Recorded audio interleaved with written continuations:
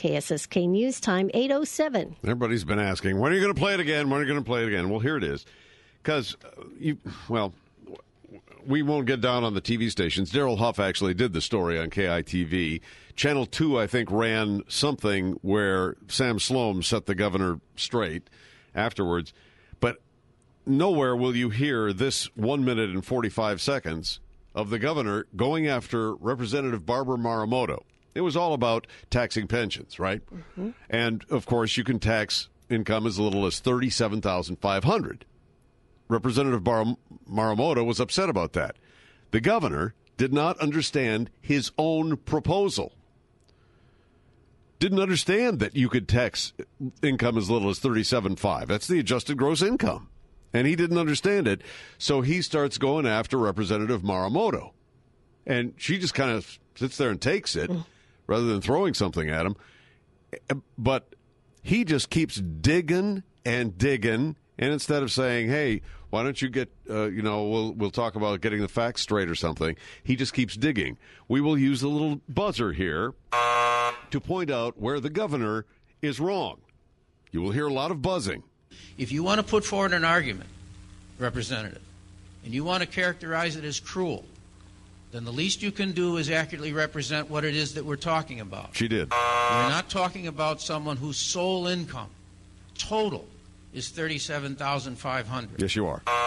If $37,500 is the state pension that you're speaking of, you know perfectly well that that person is also getting Social Security income as well, and perhaps other income.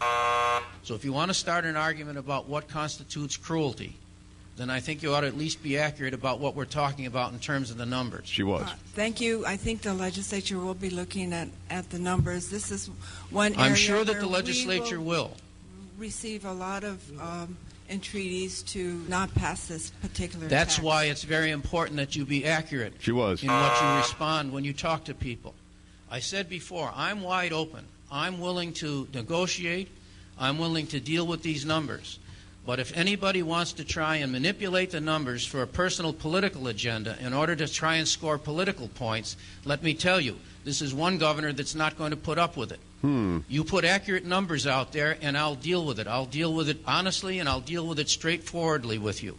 She did. But unless and until you put honest numbers out there, She did. It is egregious for you to indicate that what I'm saying was somebody with a sole total income of $37,500, that is their sole income, that they would be asked under those circumstances to pay that. Well, I'm not putting forward, and you know perfectly well, that I'm not putting forward any idea whatsoever of taxing someone's pension solely. That income is to be added into the total income, and the legislature is to come up with a formula for it. No. Wow. None of that stuff. He didn't understand. It was adjusted gross income. This was his proposal.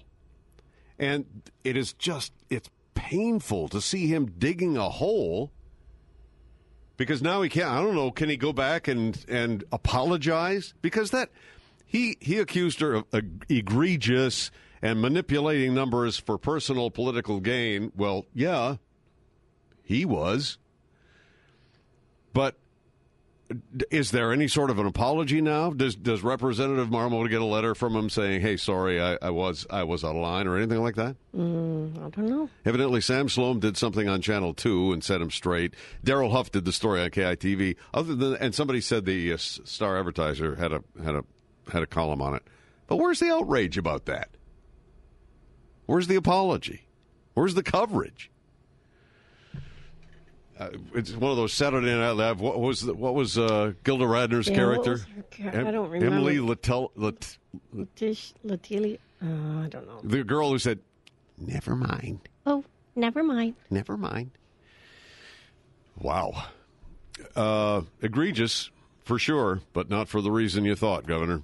The weather, mostly sunny, isolated showers. It's going up to 81 Easterly winds at 14, 21 mile per hour gusts. Right now it's 70, and that's it. We've been talking about turning your old gold jewelry into cash or credit at the wedding ring shop. But what about the stuff you already have? Is it wise to sell it for just the weight of the gold? The answer is no, probably not. That's why the wedding ring shop, with their expert appraisers, will let you know about your piece. They'll tell you about it, the design, the stone quality value, not just the carat weight of the gold. Now, that happens all the time. It happened to Rebecca.